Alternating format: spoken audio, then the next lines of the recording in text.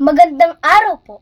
Ako po si Marcos Joshua Reyes Samar mula sa Grade 5 Colossians at ngayon ay aking ibabahagi ang tamang pagkaalaga ng manok o poultry.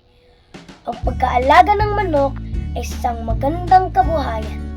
Bukod sa nagbibigay ito ng karne at itlog, maaari rin itong maging karagdagang kita sa ating pamilya. Una, dapat nating alamin ang uri ng manok na alagaan. May broiler para sa karne, layer para sa itlog, at native chicken na matibay at masarap ang karne.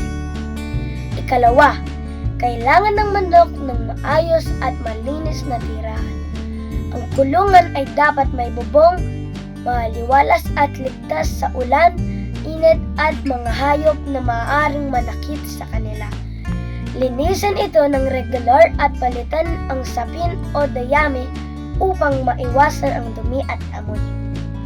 Ikatlo, bigyan ng tamang pagkain at malinis na tubig araw-araw. Maaaring pakainan ng mais, darak o commercial feeds para lumaking malusog ang mga manok.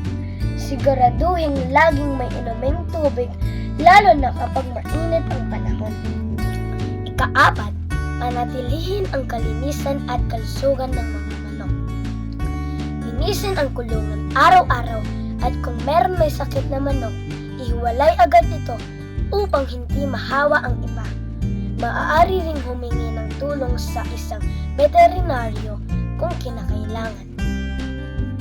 Sa pamamagitan ng tamang pag-aalaga ng manok, natututo tayo ng disiplina, tiyaga at malasakit sa hayop. Bukod dito, nakakakuha pa tayo ng masustansyang pagkain at karagdagang kita para sa ating pamilya.